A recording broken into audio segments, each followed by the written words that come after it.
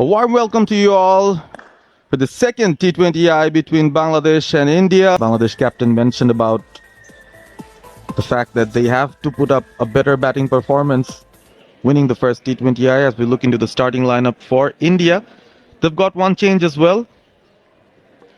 So they still are scored against Australia in the previous series, gave some glimpses of her talent as we go for the first ball. A slip in as well for Murshida. Pulled away. What a way to start. Over the top. First ball of the final over of the power play. Not a lot of turn. Cut and cut well. Finds the gap. Oh, that's a big appeal. And the dreaded finger goes up. She's got the pace. She's got the shoulder power. It's past the keeper for a boundary. Streaky, but she gets it. Looking for the sweep. Good work by Richa Ghosh. Look at the replay. Looks like she's way down. Very quick glove work from Richa. Oh, what a cracking stroke. Wonderful shot from Hemalata. Another boundary. Dealing in boundaries, scoring at the rate of knots. Hemalata, just look at the poise. Head still. Beautifully driven that. It was a half volley, waiting to be driven, but the way she found the gap was applaudable. Caressed it. Marufa disappointed, but she's giving it her all. There's bits of rainfall as well, as we can see the groundsman already ready with the covers. Not good signs here, Shamannoy. ধারাভাষ্য cricket প্রোডাকশনের সঙ্গে ওতপ্রোতভাবে জড়িত যে অংশটি ছাড়া আপনার মনে হবে আপনি কানে কিছু শুনতে পাচ্ছেন না, শুধুমাত্র একটা ম্যাচ দেখে চলেছেন চোখ দিয়ে। ধারাভাষ্যের এই সময়টায় যেখানে আসলে প্রচুর ক্রিকেট হচ্ছে প্রতিদিন প্রতি বছর, বিজি একটা শিডিউলের মাঝখান দিয়ে ধারাভাষ্যের যেই উন্নতির গ্রাফটা বাংলাদেশে অন্তত সেই জায়গাটায় আসলে বেশ কিছু মানুষের কন্ট্রিবিউশন রয়েছে, এবং সবচাইতে বড় যে কন্ট্রিবিউটিং ফ্যাক্টরটা সেটা হচ্ছে দর্শকরা খেলা দেখেন বলেই ক্রিকেটটা বেঁচে আছে। দর্শকরা খেলাটা দেখেন বলেই ধারাভাষ্যেরও একটা আলাদা মূল্যায়ন করা হয়। ওভারঅল বাংলাদেশের যে ধারাভাষ্যের সেক্টরটা রয়েছে বা যে সিনটা রয়েছে সেই জায়গাটাতে আমার অন্তত পার্সোনালি পার্টিসিপেট করার সুযোগ হয়েছিল 2018 শুরু থেকে। বাংলা ধারাভাষ্য দিয়ে আমি আমার কার্যক্রম শুরু করি, এবং সেই জায়গাটায় বিভিন্ন রেডিও স্টেশন থেকে কাজ করা শুরু করার পর পরবর্তীতে বাংলাদেশ বেতারে আমি এনলিস্টেড হই, বাংলাদেশ টেলিভিশনে আমি ধারাভাষ্য দেই, এবং টি স্পোর্টস নামের যে চ্যানেলটি দেশের প্রথম এবং একমাত্র স্পোর্টস চ্যানেল যখন থেকে এসেছে তারপর থেকে কিন্তু তাদের সঙ্গে বেশ কিছু সিরিজে আমার কাজ করার সুযোগ হয়েছে অ্যাজ আ কমেন্টেটর, এবং খুব প্রাইড নিয়ে আমি বলতে পারি যে আসলে তারা এই সুযোগটা করে দিয়েছেন বলে আমাদের মতো যারা কমেন্টেটররা রয়েছেন, যারা আমাদের প্যাশনটাকে ফলো করে এগিয়ে যেতে চাই, আমরা কিছু না কিছু সুযোগ পেয়ে যাচ্ছি সামনের দিকে। আরো কিছু ফ্যাক্টরস রয়েছে ধারাভাষ্যের, এবং সেই জায়গাটায় আসলে একটা খুব ক্রিটিক্যাল পয়েন্ট রয়ে যায়, যেটা হচ্ছে আপনি সাধারণত যদি একজন ফর্মার ইন্টারন্যাশনাল ক্রিকেটার না হন সেই ক্ষেত্রে ইন্টারন্যাশনাল ইংলিশ প্রোডাকশনে আপনাকে নেওয়া হয় না বা বিবেচনায় আনা হয় না। খুব পেছনের দিকে যদি আমরা চলে যাই, আমরা ইন্ডিয়ার কেসটা যদি ধরি, যেখানে প্রথমবারের মতো একজনকে পাওয়া গিয়েছিল যিনি আসলে পুরোদস্তুর একজন ক্রিকেটার না হওয়া সত্ত্বেও বা ক্রিকেটার হিসেবে ইন্টারন্যাশনাল ক্রিকেটে না খেলা সত্ত্বেও মূলত একজন জার্নালিস্ট কিংবা একজন ক্রিকেট এনথুজিয়াস্ট হওয়ার পাশাপাশি তিনি কমেন্ট্রি শুরু করে বিশ্ব কাঁপিয়ে দিয়েছেন, এখনো কাঁপিয়ে যাচ্ছেন। তার নাম হচ্ছে হার্ষা ভুগলে। বাংলাদেশের সিনে যদি আমরা তাকাই সেখানেও কিন্তু আমরা দেখবো বাংলাদেশের প্রথম এবং সবচাইতে প্রবীণ ইংরেজি ধারাভাষ্যকার যিনি এখনো পর্যন্ত আন্তর্জাতিক ক্রিকেটে ধারাভাষ্য দিচ্ছেন, বাংলাদেশকে রিপ্রেজেন্ট করছেন, শামীম আশরাফ চৌধুরী, তারও কিন্তু কোনো আন্তর্জাতিক ক্রিকেট খেলার অভিজ্ঞতা নেই। সুতরাং সেই সময়ের দিকে যদি তাকাই আমার কাছে মনে হয় যে একটা ব্যাপার খুব স্পষ্ট, একটা ক্রাইসিস বোধহয় ছিল। যারা ইংরেজিতেও ভালো, যাদের ক্রিকেটিং নলেজটা ভালো এবং ক্রিকেটের সঙ্গে ওতপ্রোতভাবে তারা ডেইলি বেসিসে জড়িত আছেন, সেই বিষয়টাই যখন খুঁজে বের করা হয় তখন কিন্তু সেই ফ্যাক্টরটাই চলে আসে যে একটা ক্রাইসিস চলে আসে যে ইংরেজি বলতে পারা ভালো কমেন্টেটর কোথায় পাওয়া যাবে, লার্নেড এডুকেটেড প্রপার কমেন্টেটরস কোথায় পাওয়া যাবে। বাংলাদেশের কেস এবং বিশ্বের বিভিন্ন দেশের কেস কিন্তু ভিন্ন। এই বিষয়টা নিয়ে আগেও আমি কিছু জায়গায় আলাপ আলোচনা করেছিলাম, তবে আজকে আপনাদের সামনে খোলসা করে আসলে বলতে চাই, যখন ইংরেজি ধারাভাষ্যের কথায় আমরা আসি সেই সময়টাই কিন্তু একটা বড় ক্রাইসিস বাংলাদেশে কেন গড়ে উঠেছে তার পেছনে বড় একটা কারণ হচ্ছে ফর্মার যারা ক্রিকেটাররা আছেন তারা কিন্তু ইংলিশে যতটুকু প্রফিসিয়েন্ট হওয়া প্রয়োজন একজন প্রফেশনাল কমেন্টেটর হওয়ার জন্য, সেই প্রফিসিয়েন্সির খানিকটা অভাব তাদের মধ্যে রয়েছে। এবং তার বড় একটা এক্সাম্পল আমরা দেখতে পারি, বাংলাদেশ 2000 সালে টেস্ট স্ট্যাটাস পেয়েছে, তারপর থেকে এখনো পর্যন্ত 25 বছর ধরে বাংলাদেশ অন্তত টপ 10 টিমস এর ভিতরে রয়েছে যারা ক্রিকেটটা খেলছে একেবারে উচ্চ পর্যায়ে। কিন্তু ধারাভাষ্যকার হিসেবে ইন্টারন্যাশনাল অঙ্গনে বাংলাদেশের রিপ্রেজেন্টেটিভ হিসেবে শুধুমাত্র আতাহার আলী খান থাকেন আইসিসি ইভেন্ট হলে একজন নিউট্রাল কমেন্টেটর হিসেবে, এবং যখন হোম সিরিজ গুলো হয় বা ঘরের মাটিতে যখন বাংলাদেশের সিরিজ গুলো হয়, কিংবা যখন আমাদের ডোমেস্টিক ফ্র্যাঞ্চাইজি লেভেল ক্রিকেটটা হয়, যেটা বিপিএল 2012 থেকে যেটা শুরু হয়েছে, সেই বিপিএল এবং হোম কন্ডিশনের যেই খেলাগুলো হচ্ছে বাংলাদেশের হোম সিরিজগুলো, সেখানে শুধুমাত্র আতাহার আলী খান এবং শামীম আশরাফ চৌধুরীকেই আমরা এতদিন যাবৎ সাধারণত শুনতে থাকতাম অন রেগুলার বেসিস। পরবর্তীতে 2016 থেকে সমন্বয় ঘোষ যুক্ত হয়েছেন, তিনিও প্রায় 9 বছর ধরে এই সেক্টরটায় কাজ করছেন।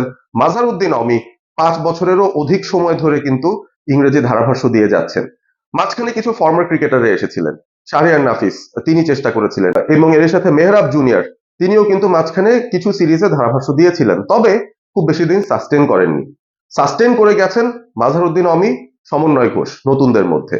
এবং সমন্বয় ঘোষ তারও কিন্তু প্রফেশনাল ক্রিকেটিং ব্যাকগ্রাউন্ড সেভাবে নেই, ইন্টারন্যাশনাল ক্রিকেট খেলার অভিজ্ঞতা তার নেই। মাঝহারউদ্দিন অমি মূলত একজন জার্নালিস্ট হওয়ার পাশাপাশি আন্ডার 19 লেভেল পর্যন্ত বাংলাদেশ ন্যাশনাল টিমকে কিন্তু তিনি সার্ভিস দিয়েছেন, অর্থাৎ তার একটা লেভেলের ইন্টারন্যাশনাল ক্রিকেট এক্সপিরিয়েন্স আছে। So this is it.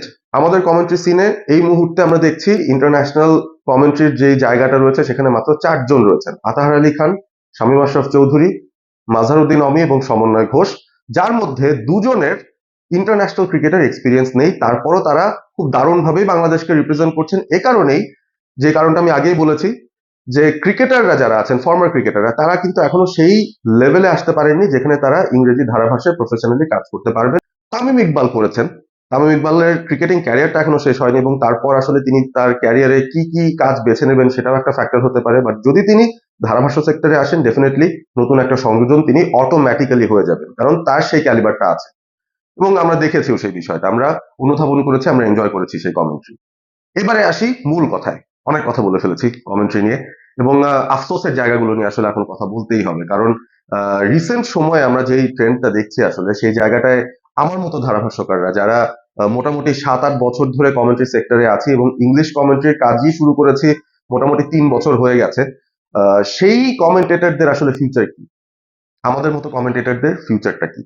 আমরা ইন্টারন্যাশনাল লেভেলে ক্রিকেট খেলিনি, তবে একেবারে ছোটবেলা থেকে ক্রিকেটের আর্ডেন্ট ফ্যান হওয়া থেকে শুরু করে ক্লাব লেভেলের যেই এইজ লেভেল ক্রিকেট গুলো রয়েছে সেখানে কিন্তু আমরা খেলেছি। আমি খেলেছি, অন্তত সেটা আমি বলতে পারি। নির্মাণ স্কুল ক্রিকেট আমার খেলা হয়েছে, পরবর্তী লেভেলগুলোতে হয়তো খেলা হয়নি। তবে ক্রিকেট ফলো করার জন্য বা ধারাভাষ্য দেওয়ার জন্য একটা ব্যালেন্সের যে প্রয়োজন হয়, যেখানে আপনি ইংলিশের প্রফিসিয়েন্সির সঙ্গে সঙ্গে খেলার আন্ডারস্ট্যান্ডিং এর একটা মিক্সচার নিয়ে আপনার পার্সোনাটাকে অ্যাজ ইয়োর সেলফ আপনি প্রেজেন্ট করতে পারছেন কিনা দর্শকদের সামনে, এবং শ্রুতিমধুর হচ্ছে কিনা আপনার কমেন্ট্রি, সময় উপযোগী হচ্ছে কিনা আপনার কমেন্ট্রি, টাইমিংটা ঠিক আছে কিনা আপনার কমেন্ট্রির, এবং এই বিষয়গুলো যখন আমরা যাই তখন কিন্তু আমরা দেখছি যে বিগত 3-4 বছর ধরে বেশ কিছু কমেন্টেটর আছেন যারা আসলে ক্রিকেটার নন, ইন্টারন্যাশনাল ক্রিকেটার নন অ্যাটলিস্ট, তারা সিনে পদার্পণ করেছেন এবং বেশ কিছু সিরিজের অভিজ্ঞতা তাদের হয়ে গেছে। আমার নিজের অভিজ্ঞতার কথা যদি বলি, 2023-এ আমি বাংলাদেশ উইমেন এবং পাকিস্তান উইমেনের যেই T20I এবং ODI সিরিজ হয়েছিল উইমেন্স, সেই টুর্নামেন্টটা দিয়ে বা সেই সিরিজটা দিয়ে আমার ইংরেজি ধারাভাষ্যের যাত্রাটা শুরু হয় আন্তর্জাতিক পর্যায়ে। পরবর্তীতে 2024-এ অস্ট্রেলিয়া ভার্সেস বাংলাদেশ উইমেন সিরিজে আমি কমেন্ট্রি করেছি, ইন্ডিয়া ভার্সেস বাংলাদেশ উইমেন সিরিজে আমি কমেন্ট্রি করেছি, আয়ারল্যান্ড ভার্সেস বাংলাদেশ সিরিজে আমি কমেন্ট্রি করেছি, অর্থাৎ 4টা ইন্টারন্যাশনাল সিরিজ যেগুলো আসলে দেশ বিদেশ পুরো ওয়ার্ল্ড ওয়াইড গিয়েছে, সেই ম্যাচগুলোর ধারাভাষ্য বা সেই সিরিজগুলোর ধারাভাষ্য আমি করতে পেরেছিলাম। I am very honoured that I have been able to do that. So ultimately একটা পর্যায় পর্যন্ত কিন্তু যাওয়া গিয়েছে, তবে মেন্স সিনিয়র ইন্টারন্যাশনাল গেমসে কমেন্ট্রি করার ডেবিউটা আমার এখনো হয়নি। সেই সুযোগ আমি খুঁজছি, সেই সুযোগ আমরা কয়েকজন মিলে খুঁজছি যারা বহুদিন যাবত এই সেক্টরটার সঙ্গে লেগে আছি, এবং আমাদের একটা প্যাশন রয়েছে এই জায়গায় আরো ইমপ্রুভ করার। এবারে আসি আক্ষেপের পয়েন্টটায়। এক্সপিরিয়েন্সটা তো হলো, এনসিএল T20 যখন শুরু হয়েছিল এবছরের শেষে প্রথমবারের মতো একটা ডোমেস্টিক লেভেল T20 সিরিজ বা টুর্নামেন্ট, যেটা একেবারেই ওয়ার্ল্ড ওয়াইড দেখানো হয়েছে, ফ্যান কোড হচ্ছে সেটার রাইটস কিনে নিয়েছিল, টি স্পোর্ট সেটা সম্প্রচার করেছিল। সেই সেটআপের ভেতরে বাংলাদেশি কমেন্টেটররাই ছিলেন, শুধুমাত্র বাংলাদেশি লোকাল ইংলিশ কমেন্টেটরস, যে জায়গায় সমন্বয় ঘোষ, মাঝহারুদ্দিন অমিত কাজ করেছিলেন, এবং তাদের সঙ্গে আমি কাজ করার সুযোগ পেয়েছি। শাহনুর রাব্বানি, সাজ্জাদ উদাস, প্রান্তর দাস অনয়, সামিদ কাসেম, মোহাম্মদ ইসাম, আমরা মিলে কিন্তু একটা টিম হয়েছিলাম এবং আমরা এই পুরো কাভারেজের কমেন্ট্রি প্যানেলের পার্ট ছিলাম। সো বিশাল বড় একটা এক্সপিরিয়েন্স সে জায়গাতেও হয়েছে। বিশাল বড় একটা টুর্নামেন্ট ছিল, মোটামুটি 1 মাসের কাছাকাছি একটা সময় নিয়ে সেই টুর্নামেন্টটা করা হয়েছিল, এবং এনসিএল টি20 এক্সপিরিয়েন্সের পর আরো একটু আত্মবিশ্বাস বেড়ে গিয়েছিল যে হ্যাঁ, এই সেক্টরটায় কাজ করার মতো যতটুকু প্রস্তুতি দরকার সেই প্রস্তুতিটা মোটামুটি বোধহয় হয়ে গেছে, সেই অভিজ্ঞতাটাও মোটামুটি হয়ে গেছে, এবং একটা পর্যায় পর্যন্ত এই জায়গায় আমরা আটকে থাকবো যদি না আমাদের পরবর্তী লেভেলে সুযোগটা না দেওয়া হয়। এবং যে পরিবর্তনের স্বপ্নটা নিয়ে এই নতুন বাংলাদেশের এগিয়ে যাওয়া, তারও কিন্তু বেশ কয়েক মাস হয়ে গেছে, এবং আমরা দেখেছি বিভিন্ন ধরনের পজিশনে নতুন নতুন মানুষজন তারা কিন্তু নিজেদের জায়গা করে নিচ্ছে, এবং যোগ্যতার বলেই আমি আশা করি জায়গা করে নিয়েছে, এবং সেই যোগ্যতা দেখিয়ে তারা বাংলাদেশকে সামনের দিকে এগিয়ে নেওয়ার চেষ্টা করছেন যার যার সেক্টর থেকে। কমেন্ট্রি সেক্টরে কি হয়েছে, কোনো পরিবর্তন হয়েছে কিনা? সো ফার ইন্টারন্যাশনাল কমেন্ট্রিতে এখনো পর্যন্ত নতুন কারো এন্ট্রি হয়নি। সমন্বয় ঘোষ, মাঝহারুদ্দিন অমি, শামীম আশরাফ চৌধুরী, আতাহার আলী খান, এই 4জনই রয়েছেন এখনো পর্যন্ত যারা বাংলাদেশের ইন্টারন্যাশনাল ইংলিশ ফিডের 4 কমেন্টেটর। নতুন আরো কি ঢোকার সুযোগ রয়েছে কিনা কারো, বাংলাদেশি কারো সুযোগ রয়েছে কিনা, সেই প্রশ্নের কিন্তু এখনো কোনো উত্তর নেই। আমরা সুযোগের অপেক্ষায় আছি। বাংলাদেশ ভার্সেস জিম্বাবুয়ের দ্বিতীয় টেস্টটা যখন আমি দেখছিলাম, তখন হঠাৎ করেই আমার কানে নতুন একটা ভয়েস বেজে উঠলো, নতুন একজন কমেন্টেটর হবেন। ঠিক চিনতে পারছিলাম না তার কণ্ঠটা, এবং তিনি যে অ্যাকসেন্টে কথা বলছেন মনে হচ্ছিল এশিয়ান কেউ হবেন, বাট বুঝতে পারছিলাম না তিনি আসলে কোন দেশ থেকে এসেছেন। বাংলাদেশি নন হয়তো, সেই বিষয়টা পরবর্তীতে আরো পরিষ্কার হয়েছে আমাদের কাছে। আহ, তিনি মূলত একজন ভারতীয় কমেন্টেটর। বাংলাদেশ জিম্বাবুয়ে টেস্টে তিনি যুক্ত হয়েছেন এই দ্বিতীয় টেস্টে এসে, এবং পারভেজ মারুফ, টিনো মোয়ায়ো, শামীম আশরাফ চৌধুরী, মাঝহারুদ্দিন অমি, আতাহার আলী খান, এই প্যানেলের পাশাপাশি তাকেও এই দ্বিতীয় টেস্টে ডেবিউ করানো হয়েছে, অর্থাৎ তার ইন্টারন্যাশনাল ক্রিকেট সিনে প্রথমবারের মতো কমেন্ট্রি করার তিনি সুযোগ পেয়েছেন। প্রশ্নটা এখানে রয়ে যায় যে একজন বিদেশি কমেন্টেটর যার কোনো প্রায়র এক্সপিরিয়েন্স নেই অফ প্লেইং ইন্টারন্যাশনাল ক্রিকেট, যেটা কিনা হওয়ার কথা 1 নম্বর ফ্যাক্টর, যে কারণে আমরা অনেক বাংলাদেশিরাই মোটামুটি চেষ্টা করে থাকার পরেও এই ফ্যাক্টরটার কারণেই আমরা এগিয়ে যেতে পারছি না, কিংবা একটা লেভেলে গিয়ে আমরা আটকে আছি, আমাদেরকে সুযোগ দেওয়া হচ্ছে না। তিনি কিন্তু সেই ফ্যাক্টরে কোয়ালিফাই করেন না, পরবর্তীতে খোঁজ নিয়ে দেখলাম, এবং সেটা নিয়ে আপনারা দেখবেন সামাজিক যোগাযোগ মাধ্যমেও প্রচুর আলাপ আলোচনা হচ্ছে, প্রচুর কথাবার্তা হচ্ছে যে তিনি আসলে কে। তাকে নিয়ে আলাদা করে খোঁজ খবর নেওয়া শুরু হলো, এবং যেটা বোঝা গেল যে তিনি মূলত একজন সাংবাদিক, ইন্ডিয়ান সাংবাদিক, যিনি আইসিসির সঙ্গে, আইপিএল এর সঙ্গে বিভিন্ন সেক্টরে হয়তো কাজ করেছেন। তার অভিজ্ঞতার ভান্ডারটা অনেক ভালো, ক্রিকেট নিয়ে তার নলেজ বেসও নিশ্চয়ই অনেক ভালো হবে, যেহেতু তিনি জার্নালিস্ট এবং সেই ব্যাকগ্রাউন্ড থেকে এসেছেন। তবে এইখানে যে প্রশ্নটা রয়ে গেছে, যে প্রশ্নের কোনো জবাব কারো কাছে নেই, সেটা হচ্ছে যে এই জিম্বাবুয়ে সিরিজে তিনি কিভাবে এসে জয়েন করলেন, বা তিনি এই প্যানেলের সঙ্গে যুক্ত হলেন কিভাবে। সাধারণত বাংলাদেশ ক্রিকেট বোর্ড থেকেই একটা লিস্ট দেওয়া হয় বা একটা সাজেশন দেওয়া হয় প্রোডাকশন টিমকে, যে এই সেট অফ কমেন্টেটরসদেরকে দিয়ে এই সিরিজটা চালানো হোক। হোম সিরিজের কথা যদি বলি, দ্বিপাক্ষিক কোনো একটা সিরিজের কথা যদি বলি, সেই জায়গাটায়। সো ওইখানে কিন্তু প্রথম টেস্টে তিনি ছিলেন না, দ্বিতীয় টেস্টে তিনি এসেছেন, এবং যেভাবে এসেছেন, যে প্রসেসে এসেছেন, সেটাও কিন্তু অন্তত সামাজিক যোগাযোগ মাধ্যমে বেশ বিতর্কিত একটা ঘটনাই বলা চলে।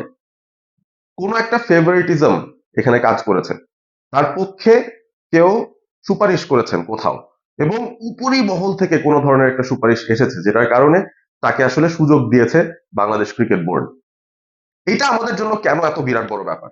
হতেই পারে, এটা হতেই পারে এরকম একটা ভালো কোয়ালিটির কাউকে যদি নিয়ে আসা হয়, বা যার আসলেই সেই কোয়ালিটিটা আছে, সেটা নিয়ে তো আসলে খুব বেশি কমপ্লেন করার কথা না। অ্যাজ এ কমেন্টেটর আমি মনে করি প্রফেশনাল জায়গা থেকে অবভিয়াসলি প্রফেশনটাকে সবচেয়ে বেশি প্রাধান্য দিতে হবে, যার কাছ থেকে বেস্ট প্রফেশনাল সার্ভিস পাওয়া যাবে, যিনি আসলে বেস্ট সুটের এই কাজটার জন্য, যিনি যোগ্য, সেই যোগ্য লোক যোগ্য জায়গায় থাকলে আমাদের কারোরই কোনো সমস্যা থাকার কথা নয়। যদিও এই সুপারিশের যে কালচারটা, সেটাও কিন্তু খুবই পুরনো, এবং এই পরিবর্তিত বাংলাদেশে এখনো পর্যন্ত যে এই সুপারিশের কালচারটা রয়ে গেছে, সেটা কিন্তু একটা বিরাট বড় ধাক্কা, মানসিক ধাক্কা। কমেন্ট্রি সেক্টরের কথা আমি বলতে পারি অন্তত, কারণ এই জায়গাটাতে আমরা সাফার করছি। মাঝহারুদ্দিন অমি এবং সমন্বয় ঘোষ দুজনই কেপেবল হওয়া সত্ত্বেও বেশিরভাগ সময় দেখা যায় যদি টেস্ট সিরিজটা হয় 2 ম্যাচের, একটা ম্যাচে মাঝহারুদ্দিন অমি থাকেন, একটা ম্যাচে সমন্বয় থাকেন, কিন্তু বাইরে থেকে কাউকে না কাউকে নিয়ে আসা হয় এবং ওভাবে করে একটা প্যানেল তৈরি করা হয়। সমন্বয় এবং মাঝহারুদ্দিন অমির আমার কাছে মনে হয় যে একসঙ্গেই কাজ করার মতো যোগ্যতা রয়েছে, এবং সেই ক্ষেত্রে বাইরে থেকে যে কমেন্টেটর নিয়ে আসা হচ্ছে তাদের আসলে সেই প্রয়োজনটাও হচ্ছে না বা হওয়ার কথা নয়। কি প্রেসারে, কোন চাপে বাইরে থেকে কমেন্টেটরদেরকে এভাবে করে নিয়ে আসা হচ্ছে? তিনি একজন জিম্বাবুয়ান হলেও বুঝতাম যে একটা দ্বিপাক্ষিক সিরিজ হচ্ছে, একজন জিম্বাবুয়ান নতুন কোনো কমেন্টেটরকে হয়তো জিম্বাবুয়ে ক্রিকেট বোর্ড থেকে রীতিমতো একটা রিকোয়েস্ট জানানো হয়েছে যে এই কমেন্টেটরকে আপনারা রাখেন। তিনি জিম্বাবুয়ান নন, তিনি একজন নিউট্রাল কমেন্টেটর হিসেবে জয়েন করেছেন এখানে, এবং তার ইন্টারন্যাশনাল ক্রিকেট খেলার কোনো ব্যাকগ্রাউন্ডও নেই, এবং এর আগে আর কোনো ইন্টারন্যাশনাল ম্যাচও তিনি করেননি। কেন তাকে তাইলে সুযোগ দেওয়া হলো? কেন আমাদের দেশের মানুষজন, আমাদের দেশের যারা প্রফেশনালস রয়েছেন তাদের জন্য পথটা এখনো বন্ধ? এভাবে করে যদি ফেভারিটিজম বা সুপারিশের ভিত্তিতে বাইরের কমেন্টেটররা ইনফিল্ট্রেট করে এই সেক্টরটায় চলে আসতে থাকেন, এমনিতেই এমন একটা সেক্টর যেখানে মানুষজনও কাজ করছে খুব কম, এবং আমরা বাইরের দেশের সঙ্গে তুলনা করলে খুবই কম রেমুনারেশন পাই, নামমাত্র রেমুনারেশনটা পাই, সেটা নিয়ে তো আর কথা নাই বলি। আনফরচুনেট ব্যাপার এটা যে যোগ্যতা থাকা সত্ত্বেও অনেকভাবেই আমরা কিন্তু অন্যায়ের শিকার হচ্ছি এই সুপারিশ কালচারটার কারণে। এই কালচারটা কবে বদলাবে?